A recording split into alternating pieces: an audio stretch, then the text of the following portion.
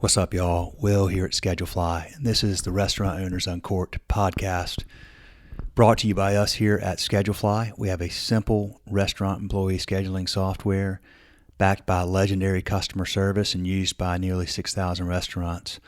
And if you're on Excel or you're using some scheduling software that has 1,000 bells and whistles that you don't need and data you don't use, we'd love to serve you. Schedulefly.com. Now, we're also brought to you by our two badass sponsors, Pop Menu and Kickfin, and you're going to hear about them in just a minute.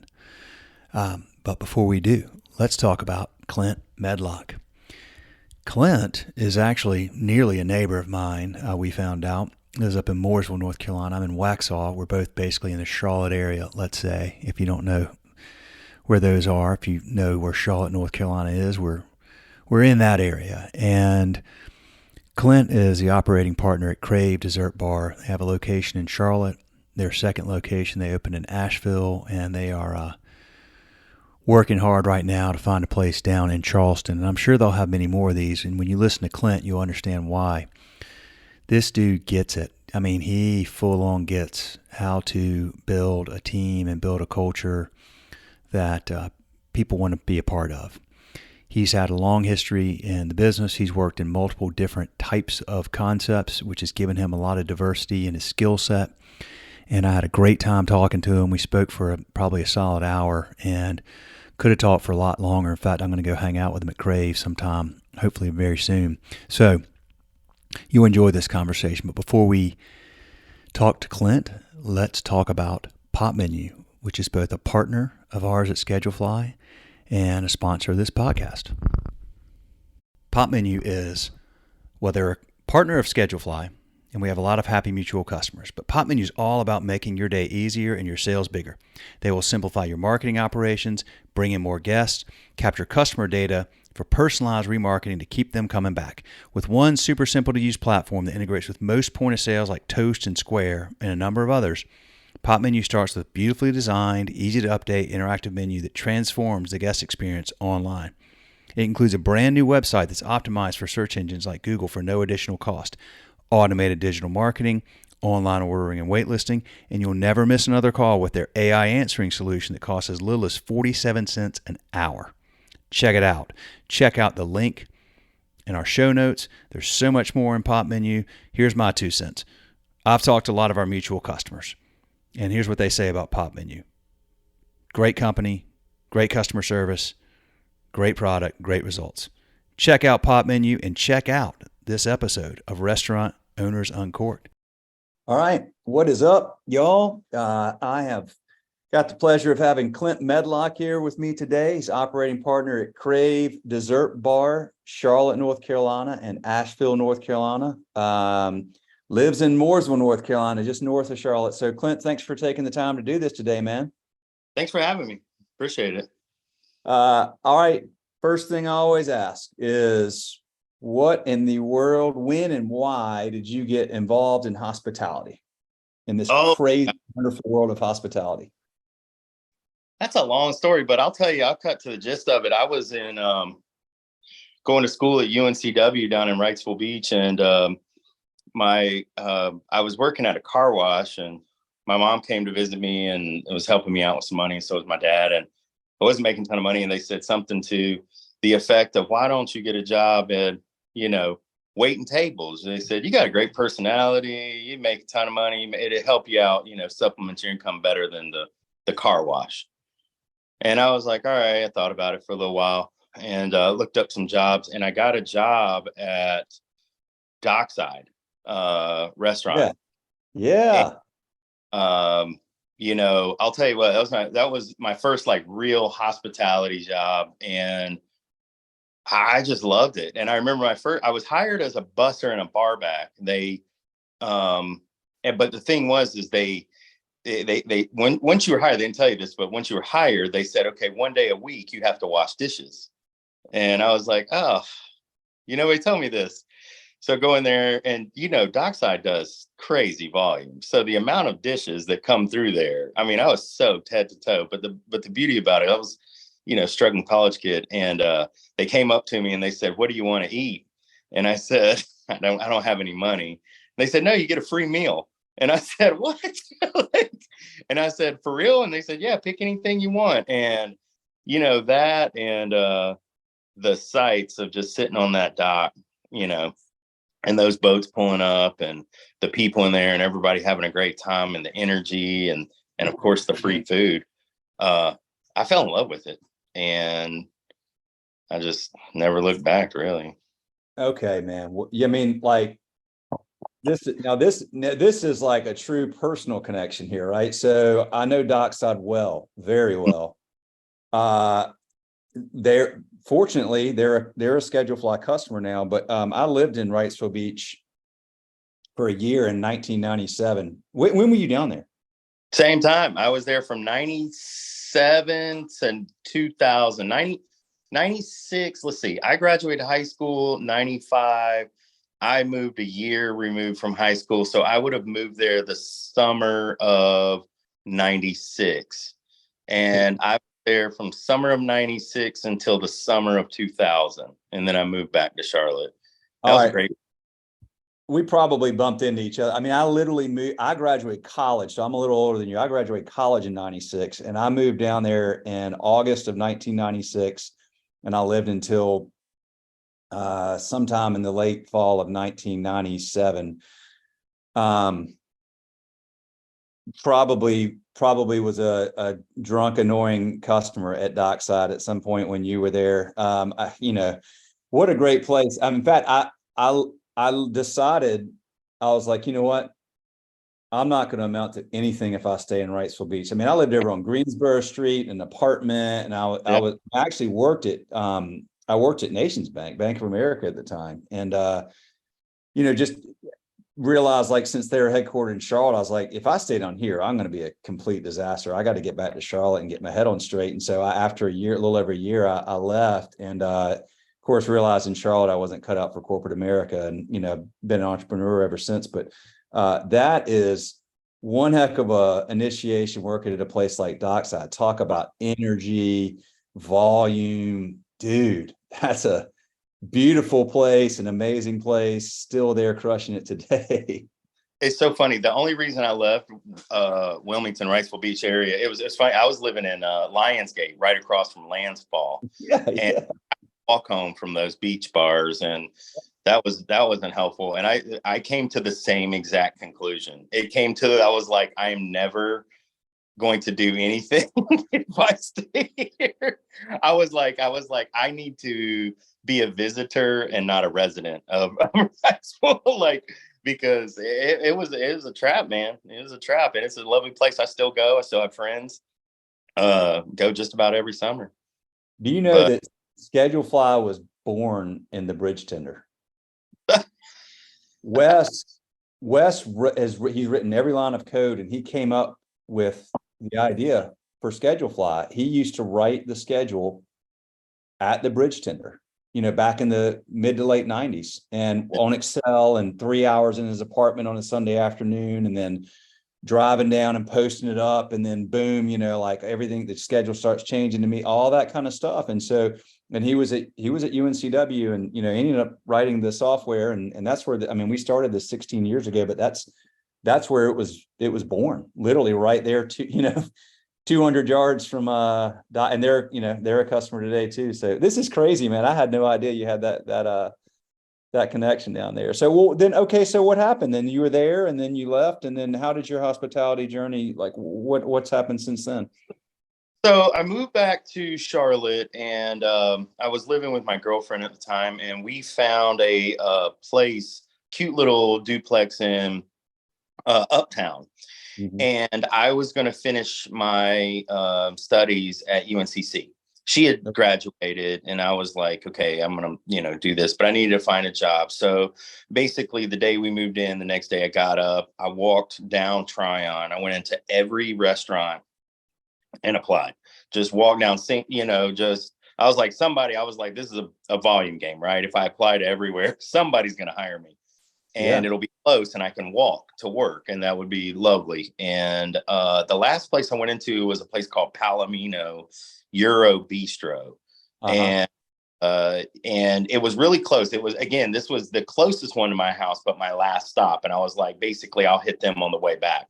And I walked in and filled out the application, and I gave it to the guys like, hey, here. And they quickly came out and they said, hey, before you leave, can we just sit down and talk to you for a little while? And ultimately hired me as a bar back. And within 6 months, I was bartending and absolutely loved it. And that was a different level, like Dockside is Dockside and it's beautiful for what it is. But Palomino was this, scratch kitchen, Mediterranean concept. So they had steaks and paella and, just everything under the sun, really, like salmon. Like, it was a different level of culinary experience.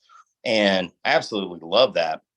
And I was working with chefs and people were teaching me things, and we were doing wine tastings. And so at this point, I'm just kind of all in, and I absolutely love my job. I'm making best money I'd ever made. And I graduated from UNCC, and I went to my GM and I said, hey, I guess I got to get a real job now. Like, that's how I phrased it. And he said, well, what do you mean by real job? And I said, I guess I got a degree for a reason, right? Like, I got to do something with this degree. And he said, well, hey, I think you're amazing at what you do. And I think you'd be cut out for management. And I think even, other opportunities. Is that something that would interest you? And, we could offer more compensation and you could yada, yada, yada. And so talked to my dad about it. And he said, my dad said, do you like your job? I said, I love my job. He said, well, I would do that. And he was like, if you like going to work every day, that's a big thing. And so I said, all right, let's do it. So they entered a supervisor program, which later ended up becoming a like a managerial position. I'm sorry. Between that, once I got into supervising, then I got onto the national training team, which was a big deal. And I got to go and travel and help open new restaurants and train. I was working with the front desk staff exclusively at that point because they wanted me on the team, but the bartenders were like tenured and yada, yada. So I just kept, working my way. And then they offered me an administrative assistant position, which was an in-house accountant, which was pivotal for me. It was a huge point where I got to learn, P&L statements, pro formas, and really QuickBooks. And that was eye-opening. Like, all of a sudden I saw the back end, like the opening of the restaurant business. Like, here's how this all actually works. And I was just like amazed because, up until this point, I'm thinking, hey, we bought this steak for $3 and we're selling it for 25. You know what I mean? But then I didn't realize everything else that really went into what we were doing. Shortly after that, I got into management. Unfortunately, the Charlotte concept had its, there was a lot of situations that occurred there. Some of it was location based. Some of it was just the current market. Anyway, ultimately, they sold the company to an investment firm and decided to close the Charlotte location. So they offered me a position in Seattle. So I moved to Seattle. Ultimately, wow. Just not a fan of the area. It was beautiful, but it rained a lot. I felt like there was a little seasonal kind of depression that I wasn't really, and I didn't know anybody. But again, I got to meet a ton of people, learn a lot, and I was in love with this company. But I didn't want to use my vacation days to travel cross country just to go do Christmas with my family, so to speak. So I made the decision. I got a phone call from a former coworker who went to work at Rira, the Irish pub in Charlotte. Yeah. And she called me and said, hey, I've got an assistant general manager position available. You'd be an excellent fit. I just need you to interview. I was like, I'll get on a plane tomorrow, and it came back. It was over Thanksgiving break. I met with the regional. He basically offered me the spot the position after about an hour-long interview. It was great money, a different experience. And by Christmas, I was flying back and moving back cross country to Charlotte. Took the job with Re-Raw, worked there for 3 years. And again, that was a completely different concept. So now I've been 3 years at Dockside down in Wrightsville Beach. I then went and spent another ultimately 6 years with Restaurants Unlimited, which was Palomino, Euro Bistro, Kincaid's, Stanley and Seafords, all of those concepts. Those were Pacific Northwest based concepts. And then went to go work for Re-Raw, 10-team group that was really a cool Irish pub concept that were tearing down Irish pubs in Ireland and then transporting them back, rebuilding them in the United States. And that was heavy alcohol, late night bands, DJs. Again, this was like I went from, casual fine dining to straight up bar nightlife. And I was, what did I do? But it was fun, at that point in my life, it was fun. I was ready to accept that challenge, and it was like, okay, this is a different. So ultimately after about 3 years, we had a fire at Re-Raw. Remember that? Woke up one morning, I get a phone call. Some of the closing staff threw something out in a trash can, which resulted in a massive fire. And we were closed for 10 months. During that 10 months, I would travel. I'd go back and forth to DC, work in their other restaurants, some of their other not other concepts, but other locations. And my son was one. I was newly married. And it was really hard. And I thought that maybe this was the time to move on from the restaurant industry. Like maybe I didn't want to do the late night. I didn't want to do the bands. I didn't, and I'd had that time, 6-7 months of not managing restaurants, so to speak, just occasionally here and there. And said, maybe this is the time to move on. And so Re-Raw and I split. I had an opportunity in the to do some insurance work. Somebody kept trying to coerce me. Come work with me. Come work. I'll show you these ropes. I'll do this. And anyway, I spent about a year messing around with that and messing around because I never really made any money and kind of hated it the whole time. In the meanwhile, I kept getting a call from a guy. His name was Nasir. He used to run a place called Zinc and Sonoma Grill and Mez in Charlotte and Razmir, Nasir Razmir. And we had worked together briefly, and he was always a fan of mine. I was always a fan of his. He kept calling me for a manager position. And I just, I was kind of like, hey, I think I'm hanging it up. I think we're done. And after about a year, I missed it. I needed to make money. I was like, I don't know what to do. So I finally called Nas and I said, hey, is that job still available? He said, Clint, I had to fill the job. It was months. It went by. He goes, but send me your resume. And, I know tons of people. Within a week, I got a call from Adam and Sheldon, who are the majority owners in Crave. And they asked for me to come in on a interview, and showed up and realized that I knew them. They used to throw some events at Palomino. And it was really weird, because there had been several years, 5 years in between when I interviewed them with them and they threw their events. And we dug that up. We ended up talking for almost 3 hours that day. And, about a week later, they offered me the position of general manager. I took it and I came in, and it was interesting. The concept was beautiful. Great idea, desserts, obviously bar. It was a lounge. They were going to meld desserts and bar. Like, how can we incorporate some sort of alcohol component to the dessert, but how can we incorporate some sort of dessert component with the alcohol, right? And then we'll do the wanky lounge. We'll play cool music. It'll be real high end.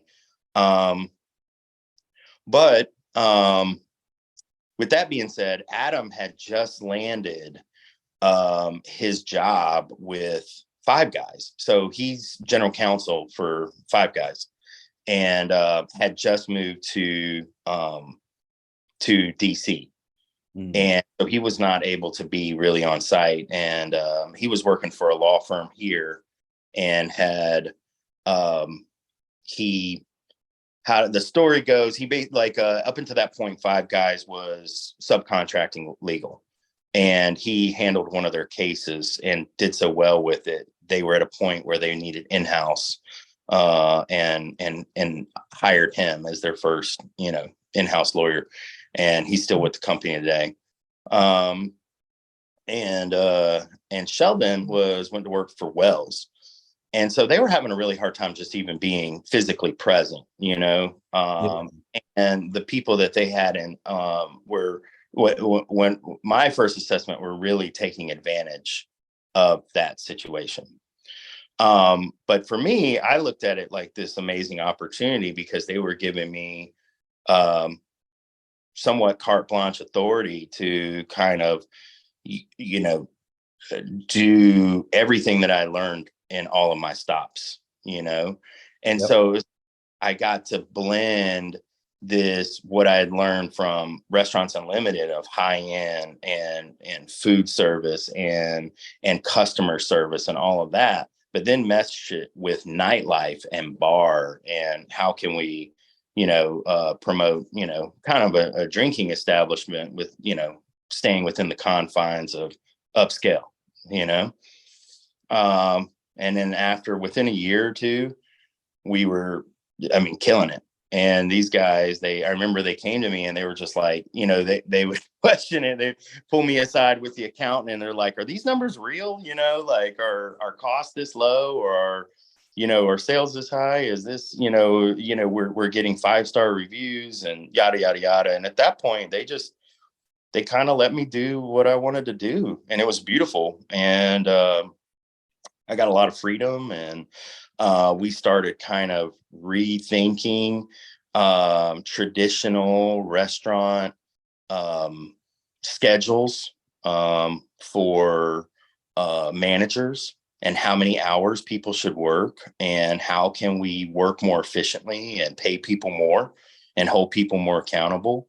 And I think in my 8th year, they offered me ownership percentage into the company based on sweat equity. And then we opened the Asheville location in 2020, which was perfect timing, like right before the pandemic. So exhausted a ton of resources, and then boom, had to close down for 3 months. We maneuvered that, worked it out. Everything is great. Asheville's going great, and we just got back on Tuesday from viewing some places in Charleston, and we're hoping to open Crave location in Charleston sometime the end of 2024. If everything goes right, they'll have us. Fantastic, man. All right. Dude, well done, man. Congratulations. What a cool career path, and what a great opportunity. And you just clearly nailed it. So a couple of things I want to ask you about. The one thing that I definitely want to dive deeper into is when you started reimagining manager schedules and pay, what prompted that, and what has that led to? Well, I've always felt like the only thing I never understood, hold on, let me reel this back in. One of the reasons that I was interested in management, I always tell people this, was the idea of a paid vacation. I know that sounds silly, but in the restaurant business, if you're a bartender, a tipped employee or whatever, and you go and take a week off, right? Aside from all of the money that you're spending to take on this trip is money that you're not earning. So I always in my head thought that trip cost twice as much as it did my friend. Yep. So that was one of the things that I always wanted. And I remember getting into management, taking that vacation. I was like the happiest I've been. I don't even remember where I went. I went to Atlanta or somewhere, and I was just like, I'm still getting paid. Right. Right. Yeah. And I can really enjoy this. And so, but there was places that along my way that were adamant that a work week was 50 hours plus 60 hours. And one of those stops, I'll let you figure it out, but I won't say their name. I remember I had worked 48 hours that week. It was a very slow week. We were coming off of a huge week where I'd worked close to 60 and 5 days, 10-hour days. And I got to the last day, and it was a Sunday. And it was the transitionary time between lunch and dinner. And the other manager was there. Everything was fine. They said, why don't you get out of here? I said, okay, thank you. Clocked out at about 48 hours. And this company made me clock in even though I was salaried. So I'm like 48, 15 minutes or something like that. Go home, and that was the end of the payroll week. Got a call the next day from the president of the company asking me why I was not there for 50 hours. And I was like, there was nothing going on. Everything was clean. We were transitioning. I was just going to stand there twiddling my thumbs. And he reiterated that it was company policy that I be there 50 hours. And there was nothing to do. And I was just like, why? Like, why? But I didn't want to lose my job, so I didn't say too much. I was just, yes, sir. Yes, sir. And so we're thinking about this. And, when I got to work at Crave, we weren't open for lunch. But so we had these weird, hey, you come in, be here during the day, accept deliveries, and then I'll come in at night, which basically we're closed on Mondays meant that some of those days wasn't really doing much there, 3 or 4 hours, but was still there 6 days a week. That was kind of bothering me. So, I went to Adam and Sheldon and said, hey, what do you think about this? What do you think if how do you feel if we don't get any orders on Saturday or Sunday? So me and my other manager, we'll split Saturday and Sunday. Then the other dude at 4 days, I'll just come in early. I would just rather work a longer day. Like, how about I come in at noon and I'll stay till close, which is, midnight, 2 a.m., whatever I got to do. But that means I'm only going to be there for 3 days, but I'm going to be there longer, And at first they weren't, super keen on the idea, but then I said, give us a try, give us a shot. And it worked. And, all of a sudden I've got managers getting all these days off and they're loving it. And suddenly people weren't exhausted at work, or, they knew that, hey, I'm coming in for a little bit more of a marathon day, but the reward is more days off. Also talked to Adam and Sheldon. Adam and Sheldon are like the most reasonable owners you'll ever meet, and understanding. I don't think, they don't work in the world of restaurants, so they also don't understand these. Why is it that way? I went on an interview one time where a certain very famous restaurateur based out of the Charlotte area, again, I won't say their name, basically told me I was working 6 days a week and 60 hours. That was the norm, and that was expected. And I'm thinking I've got friends who work at Bank of America, who work around town and work in other professional settings. And they're working Monday through Friday. They're working 9 to 5s. They're working, and if they're required to come in for these extra hours, they're being compensated in some sort of way, whether that's, extra paid time off or whatever. But we weren't. So I was like, why are we second class society? We're working hard, we're working, physically hard. And we're doing it with a smile on our face, Yep. They understood that. And so we started to realize this is a selling point. This is a selling point of this job. This is, hey, you're going to come work what's the difference between us and the other guys? I can offer you the same, we're going to offer you competitive salary rates, right? We can't go too far. This is still a restaurant, it's still a business. We're all still here to make sure that we have a job, not just for a short time, but for a long time. But how can we make that? There's got to be more than just money, right? To any job. It's not always about the money. So what can we build in as a small business? Well, we can build in that we don't got to, run people into the ground. We don't got to kill their drive, and we can offer a work-life balance. I need 35 to 40 hours, but I need a good 35 to 40 hours. Give me a strong 35, 40 hours, efficient, smart, driven, motivating, inspirational 40 hours, 35 hours. And dude, go live your life. You know what I mean? Go enjoy your kids, go enjoy your wife. Like, it's hard for people in this industry to maintain relationships based on these kind of hours. It's unreal expectations. And, I still know people who work in the industry who are still doing that. They're still working 55, 60. And it's hard. It's it's physically taxing. The amount of, standing and running around and dealing with people who have unrealistic expectations of what their, cheeseburger should taste like, or cost, so on and so forth. All right, y'all. Time for a little mid-episode break to talk about Kickfin, our mid-episode sponsor and a great business. Thousands of restaurants, bars, and breweries use Kickfin to tip out their employees instantly, no cash required. With Kickfin, tips go directly to your employer's bank of choice the second their shift ends. It's a really simple solution to a really big problem, because if you're still paying out credit card tips in cash, it's costing you. Time-consuming bank runs and cash counting take managers away from work that matters. Cash is hard to track, which leads to accounting headaches, and it creates the perfect opportunity for theft, human error, and compliance issues. Bottom line, there's never been an instant, secure way to pay out tips until Kickfin. It's an easy-to-use software that sends real-time cashless tip payouts straight to your employees' bank accounts 24/7, 365.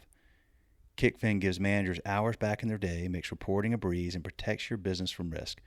Most importantly, employees love it. Restaurants can have Kickfin up and running overnight. Employees can enroll in seconds. No hardware, no contracts, no setup fees. Visit kickfin.com for a personalized demo and see how restaurants across the country are digitizing tips with Kickfin. That's what they like me to read. I will tell you this. I know the folks at Kickfin. Check out the episode with Brian Hassan, the co-CEO of Kickfin, was on here on the podcast. Great people, love what they do. They treat their customers well. We have mutual customers that love the product and love the way they, the relationship they have with Kickfin. So check it out, link in the show notes, and let's check out the rest of this episode.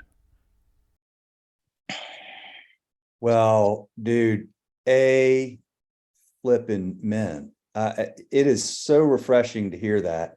It is such an important shift the industry is beginning to make. I mean, like we're starting to hear more and more of that. It is absolutely necessary for the industry to move in that direction, for restaurants to be a sustainable career. I mean, the amount of burnout and substance abuse and all this stuff that comes with those, hey, you're expected to work 60 hours, period, end of story.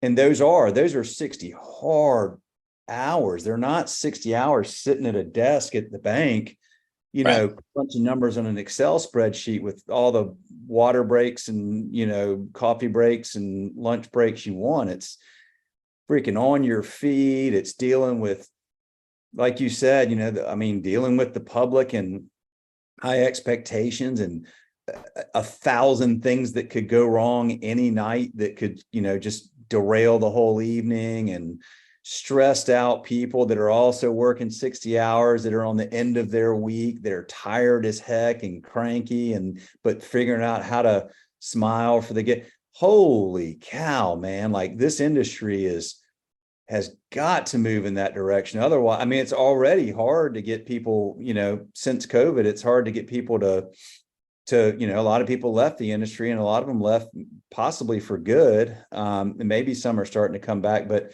to make this a career that you can position as not just like a summer job or a short time gig, but as something where you can have a life that's enjoyable. And like you said, make enough money to do what you need to do, but still have a work-life balance and raise a family and be a part of something. Like your group is a growing company. You went from one to then two, and now you're looking at a third, and who knows from there. So there's wonderful opportunities to grow with a business like that and to take on more responsibility and to make more money eventually. But I could, you're preaching to the choir. I mean, I love hearing that, man. It's exciting to hear that. And it's wonderful that Adam and Sheldon, you said are the names that they support that, because now you're going to attract people that, I mean, you're going to reduce turnover because you're offering people a balance, and turnover is super expensive. So when you're able to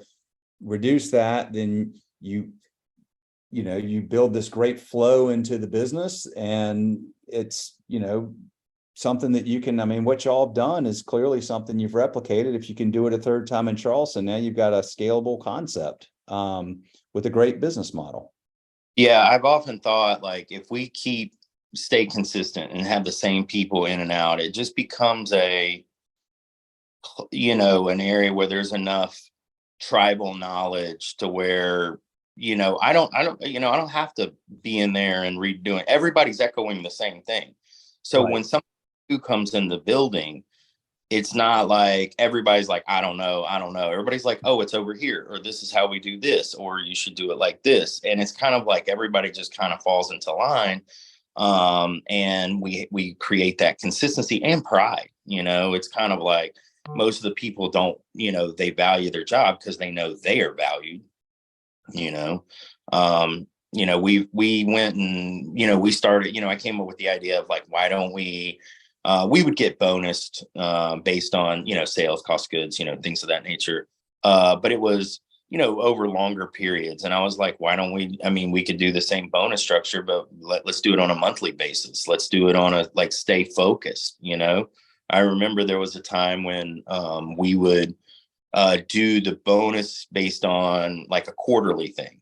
And you would know 2 months in that hey, we're good. We're going to make it unless we just, close the doors.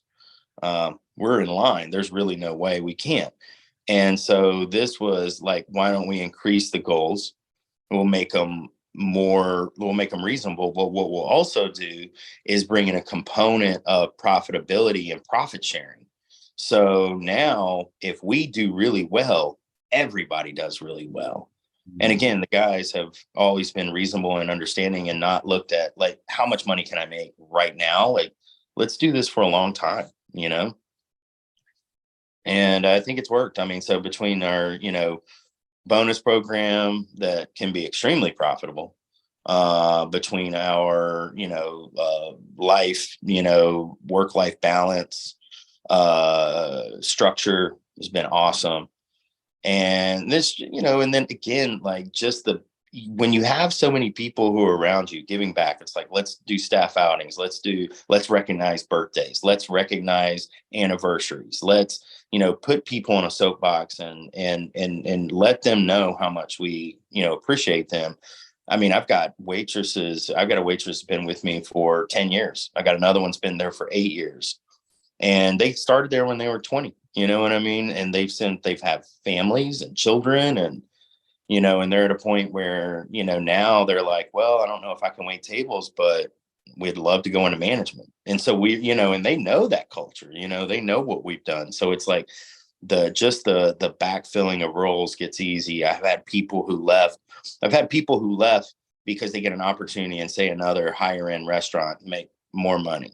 They're gone for 6 to 8 months. They come back and they say, hey, I said, what happened? And they said, well, I definitely made more money, but it was awful experience.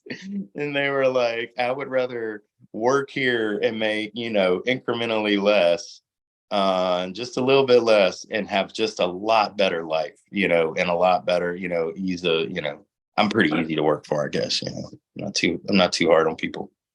But again, that's because I don't have to be, because everybody's just kind of on the same page, because we've created this consistency, if that makes sense, It makes all the sense in the world, Clint. It's brilliant, because look, we have been talking about, essentially culture, right? And the people that work for you. And what I'm hearing, and correct me if I'm wrong, but what I'm hearing is that you recognize that if we get really good people here and we take great care of them, and they want to be here and they want to stay here and they want to grow here, like if you can solve for that and you can create a sustainable lifestyle with opportunity for growth and opportunity for balance, you reduce burnout, you reduce substance abuse issues, mental health issues, turnover. And by doing all this, we haven't even talked about your guests yet, but like, doesn't that just kind of solve for,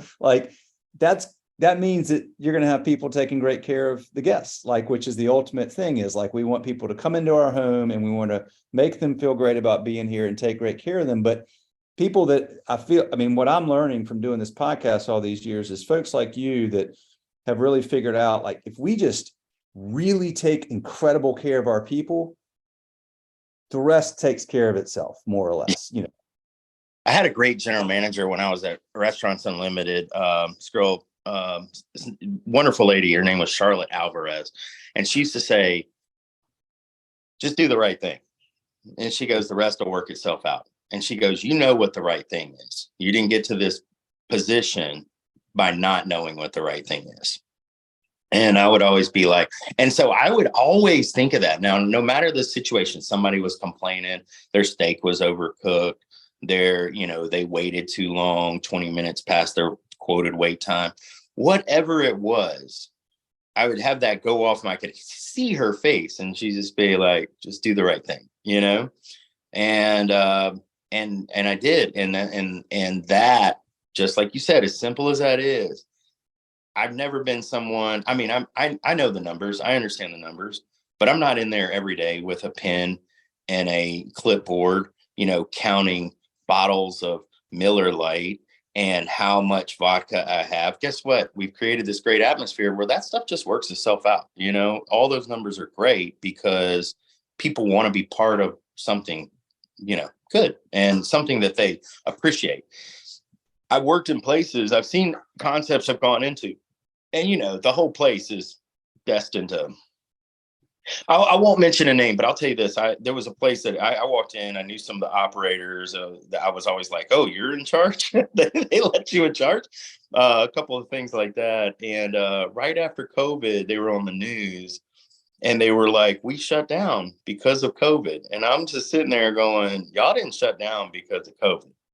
Like, you shut down because of what you're doing operationally in there. Your concept wasn't terrible, but how y'all were running it was awful, and it was bound to fail. And, you could use COVID as an excuse, I guess, but COVID was, I can't, I want to guess to put a disclaimer in here. This is not true for every situation, but from what I've seen, we saw customers close. That COVID exposed, which is kind of what you're saying, I think exposed. That's exactly the best way to put it. For leading up to that, let's be honest, man, we had 10 years of economic growth, low interest rates.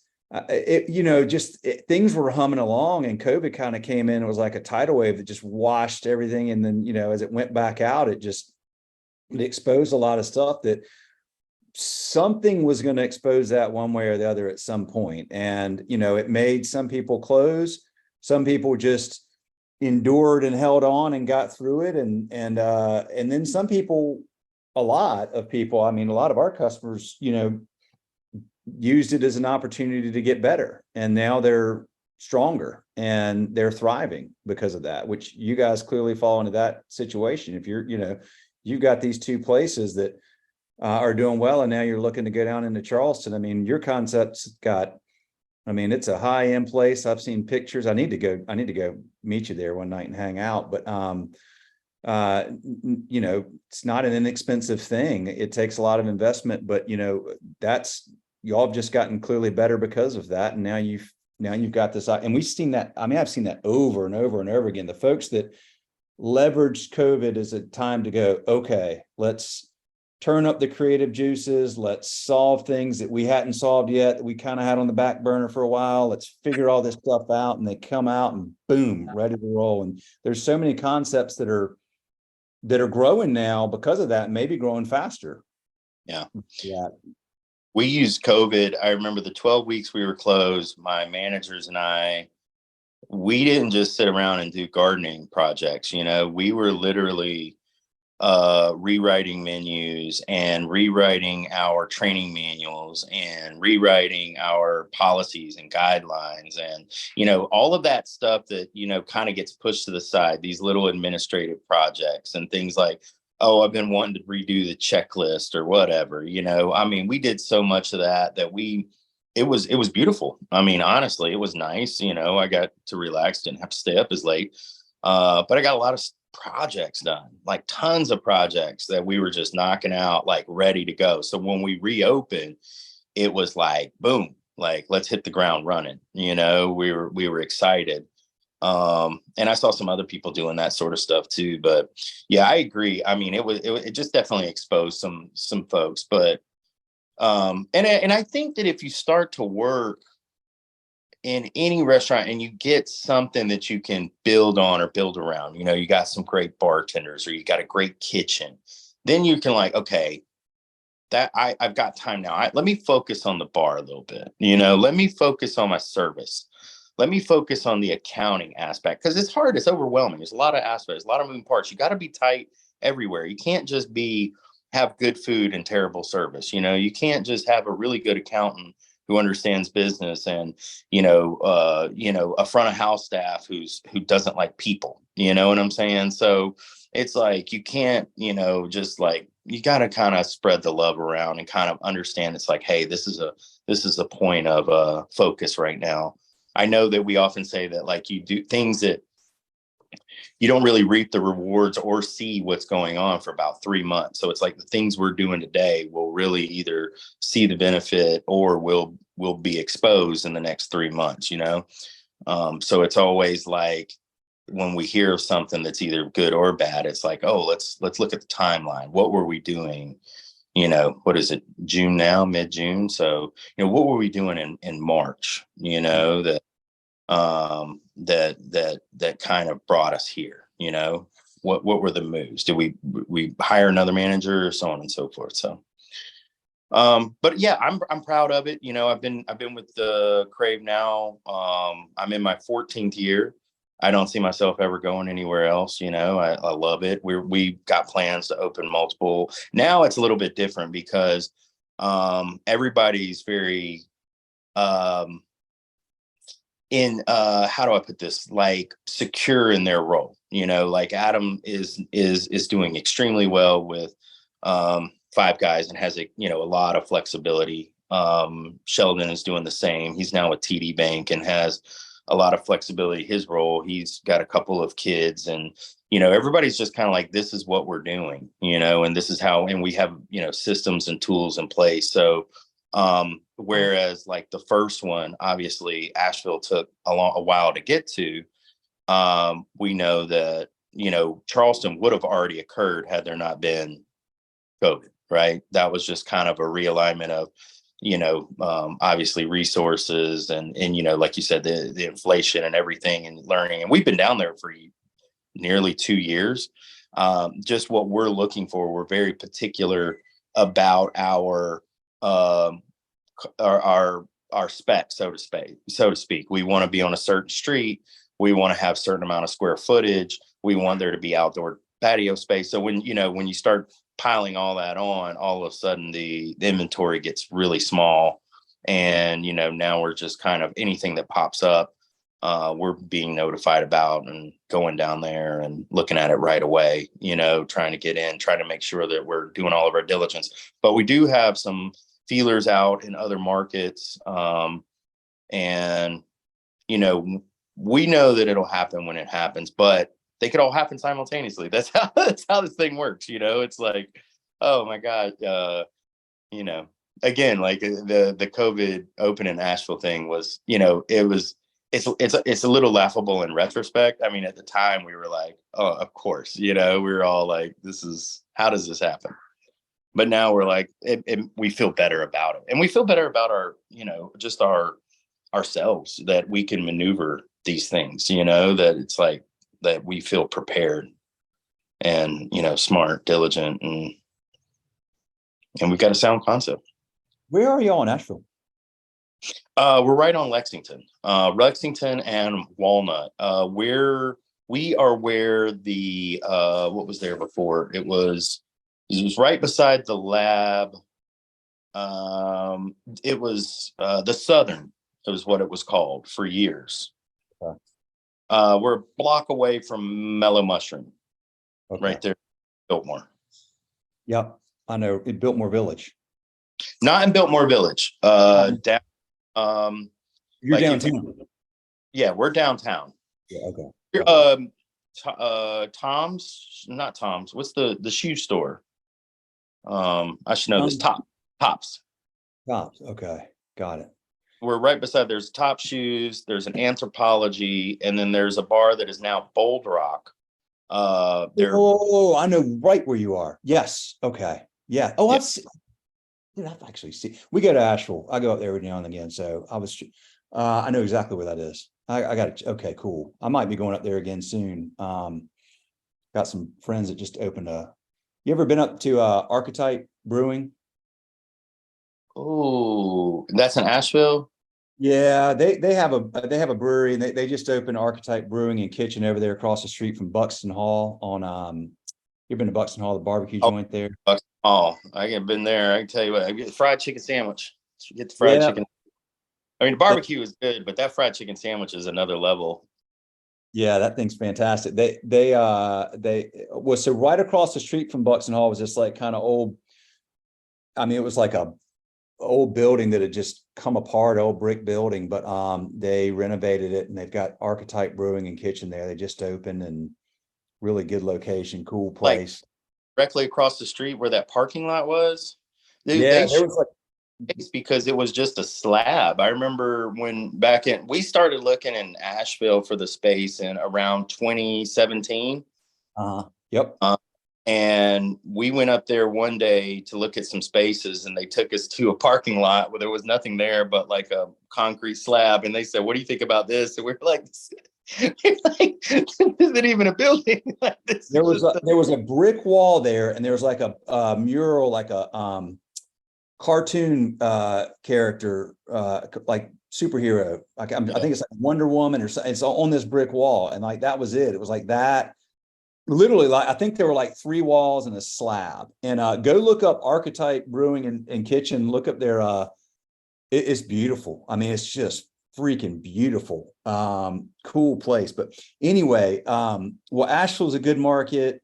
Boy, you guys will kill it down there in Charleston. My goodness. Every time I go down there, I'm just amazed. What an incredible market. There are so many awesome independent restaurants and hotels and hospitality down there. Absolutely unreal. I mean, everywhere we go, you can't get a bad meal. I'm gonna tell you that right now. You cannot get a bad meal in Charleston. But wow, we were there Monday night. We went to Oak Steakhouse, and that was incredible. And then we went to, I think it was 163 Raw. Yep. Those are both customers. All right. Right. Dude. Woo. Those were dude, that first of all, those oysters are incredible. But just the whole vibe, just everything about it. But I mean, I just like being there. That was part of the thing. Is like for me and Adam and Sheldon, it was like, well, if we're gonna go somewhere, we just want to be there. We want to like to, and we used to like to go, and I still love to go to Asheville. And so that's where that started. It was like we could do this. And on top of it, we get to go to somewhere where we like to go. And then Charleston was right there. And, we go down there and, we have such a good time that I'm just like, please let us join the party because we feel like we have something to offer. And I think you like us. I think you'll like us, guys. We're good guys. Like, well, I tell you what, man, there's a place down there. This is their third location, but it's like right smack in the middle of Charleston. Next time you're down there's a place called Southbound. Okay, sorry. I'm sorry to cut you off. We did not go, but we drove right past it because our real estate agent was like, this is the place. And it was not open. And we got out of the car and stared. Beautiful. The little porch swings and everything. Oh, it's amazing. It's on I will connect you with the owner if you'd like of Southbound. He was on the podcast recently. I actually did it. I was down there and did it in person. It was great. Got to hang out there. And then I stayed. Have you ever seen the Restoration Hotel? Yeah, absolutely. Dude.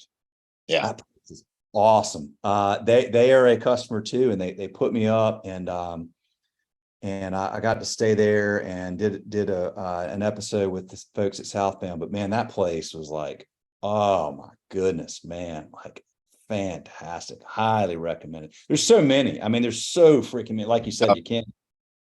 Oh man. But if you're ever going down there and want to get connected with some more of the folks there, like good folks, like the folks at Leon's and Melfi's, Brooks Reeds and those folks. Like just let me know. We've been really fortunate and we have a lot of great customers down there. I've had a lot of them on the podcast. I've gotten to know them. They're great people. And, all these folks down there kind of have this rising tide lifts all boats mentality. So if you, Berkeley's is another one. I mean, just there's so many good places. So just you and I can talk offline, but next, if you want to like just get connected with some of those folks and get to know them, man, I'm happy to facilitate. I would absolutely love that. And if we can get our foot in the door.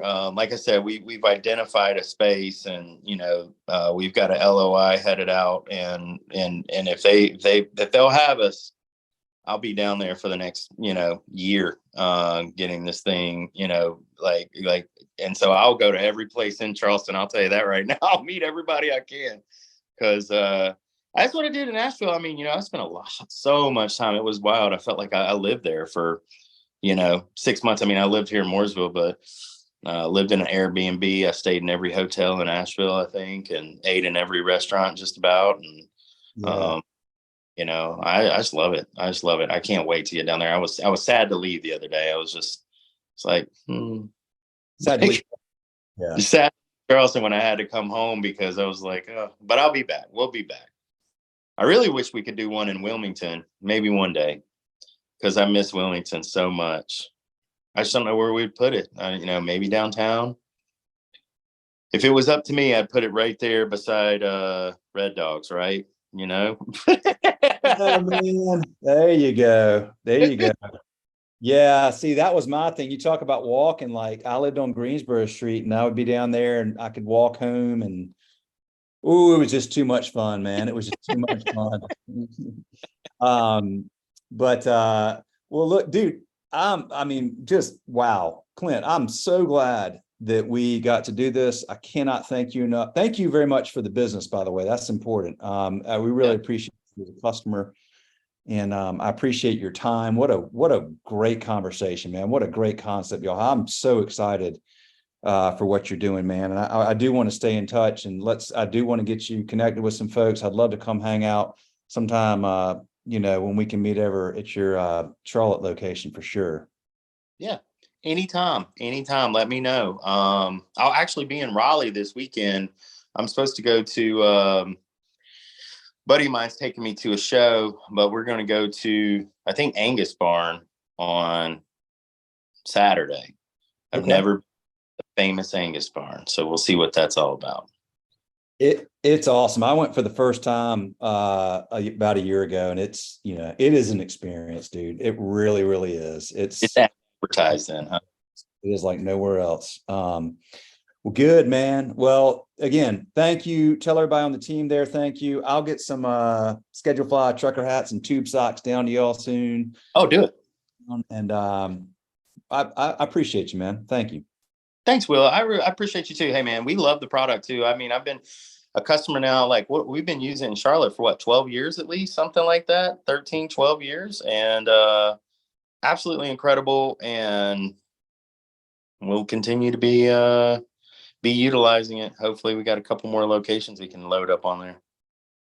Love it, man. Well, we appreciate the business very much. Appreciate you. And let's stay in touch, man. We're too close not to. So let's do that. Sounds great. Thanks, Will. See ya. Hey, y'all, before you sign out on this episode, a couple of quick things. Number one, if you listen to us on iTunes, if you could give us a star rating and a comment, it would help so much. Same thing if you're on Spotify, follow us, or any platform that you're on. If you would just do whatever their rating or follow options are. What that does is it tells the algorithms that this content is good and meaningful and valuable, and it'll tell them to put it in front of more people. So thank you for doing that. If you take the second to do that, that'd be so awesome. And also, if your restaurant is either using Excel or you're using some software that's expensive and has a lot of bells and whistles you don't need, or maybe doesn't have great customer service, we'd love to take care of you at ScheduleFly.